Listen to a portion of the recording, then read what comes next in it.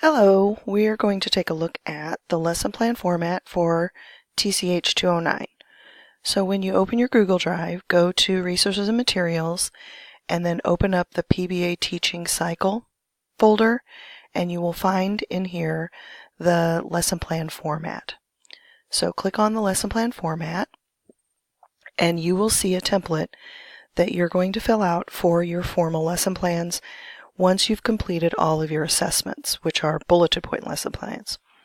So walking through this lesson plan format, you're going to fill out names, which means your name and your students' names, grade, which what grade level they are in, and then time frame of your lesson plan. So for most of you, it's somewhere between 30 and 40 minutes. In the next section, it says brief description of the context. So the sentence starter for you is the goal of this lesson is to, and you want to put everything that you anticipate doing in the lesson. So the goals that you plan to work toward, so maybe one of your reading goals, a speaking goal, or a listening goal, and also a writing goal, and which other one of the other language arts that are going to be included in that as well. As you move down the format, you'll see all materials that you will need. So for example, paper, pencil, something as simplistic as that, the title of the book that you're using, all of those go right here. And you can of course add more bullet points if you need to. Then you move to the objectives, and I would like for you to at least have 2 objectives. I've listed 3 here because you may include other language arts beyond reading and writing.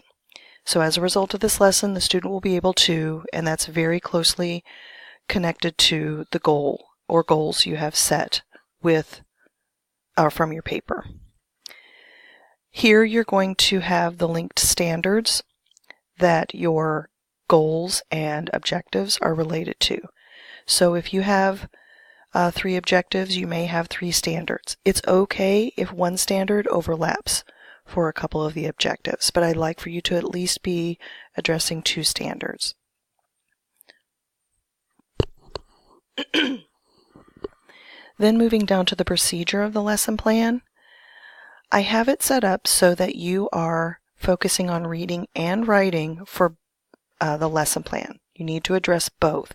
Even if you don't get to both, you need to make sure you're addressing both. It would be nice if you could spend about half-ish amount of your time on reading as well as writing. So this is focused on the I do, we do, you do gradual release model of teaching. So you're going to list for reading, the teacher will do, and so this is how you're going to model. For example, if you're going to teach how to, a story map, for example, you will say the teacher will, and then how you're going to model using a story map strategy. Up in the materials section, you will have a story map graphic organizer. So you're going to state here how you are going to model. Then you're going to move down here. It says as a group we will, so the we do portion, that's how you're going to involve the students. So up here, how are you going to show them how to do it? So we're going to look for main characters in the story, and you find one of the main characters and show them how to fill in a character portion. Let's find another character and fill it in together. And then if there's perhaps a third character, you could gradually release the model, or release the responsibility to, then the student will be asked to, now can you find a third character and fill that information in about the third character on our story map. And then you're seeing in the you do portion if the student is able to do what you have modeled for them and worked with them on an example, if they're able to do it independently. We're using this gradual release model of teaching. Then you move down to writing, and you're going to use the same teaching model, the gradual release model of teaching, for what you want to teach with writing, focused on one of your writing goals. When you get down to the other language arts, you've got listening, speaking, viewing, visually representing, and your affective needs. For these other language arts, you're just going to list the goals that you perhaps are addressing, and you may not be addressing all of these within one lesson plan, but you're going to say, all right, for example, with listening, we're going to be working on the student's listening goal because you're going to be reading them directions, or perhaps you are reading aloud a story and working on listening comprehension.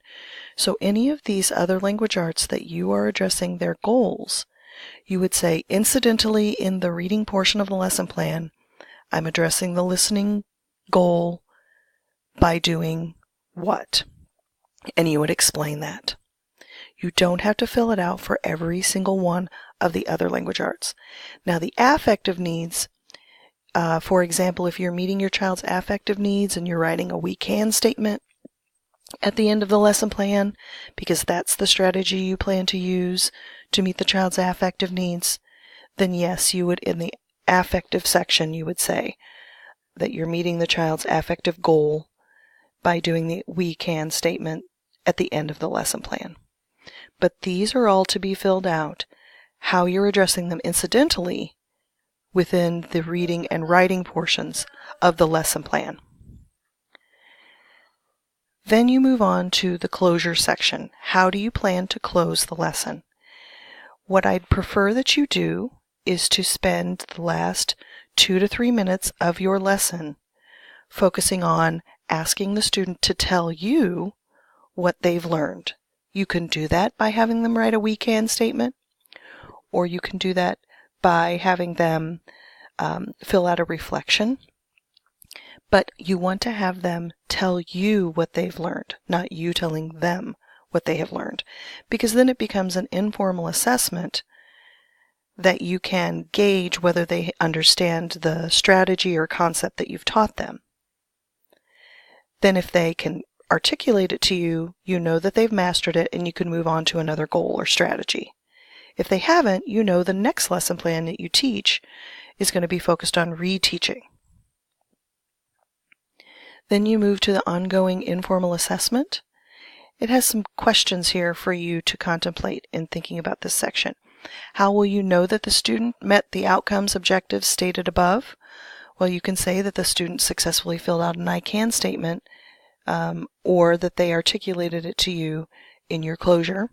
How will you give feedback to the student regarding their progress toward meeting the objectives stated above?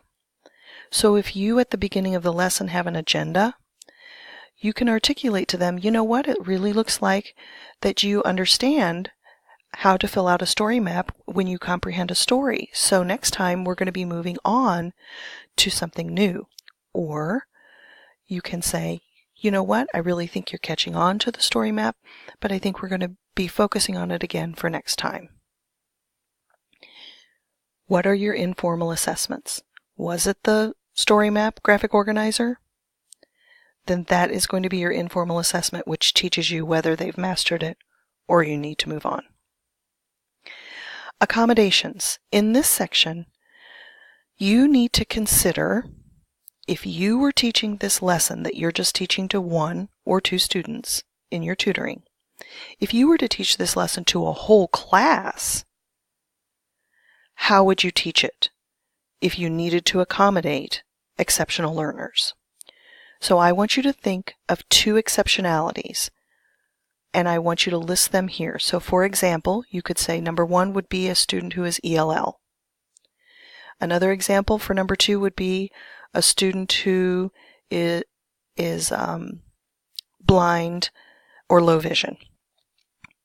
You're going to list 2 exceptionalities here and how you would accommodate them with this particular lesson. And no, the exceptionality cannot be your student. It needs to be 2 other exceptionalities beyond your student. And then once you've chosen 2 exceptionalities, I'd like for you to keep those exceptionalities the same for every lesson plan going forward. Once you've chosen the exceptionalities, I want you to list 1 or 2 ways that you would accommodate this lesson for those learners if you were teaching it to a whole class. Insights into text. This is an essential section for every single lesson plan. You must have every lesson connected to a text, whether you read that text or you refer back to when you read that text in a previous lesson. And yes, you can use a text to refer to for writing as well. So you're going to list the text, picture book, novel. You're going to list the title of the text, and then you're going to state in 3 or 4 sentences why that is the perfect book to teach the lesson that you've taught today. So for example, let's say that you choose for some reason a title of a picture book is not coming to my head. Isn't that crazy? Because I'm creating this at 9 o'clock in the morning on a Sunday. Duck on a Bike. You're going to list how Duck on a Bike was the perfect text to use the story map strategy and why you think that's the perfect book to teach that lesson. If you didn't read Duck on a Bike in this particular lesson, you could say, Duck on a Bike was read in a previous lesson, and so it was referred to, and this is why I referred to it for the Story Map Graphic Organizer strategy.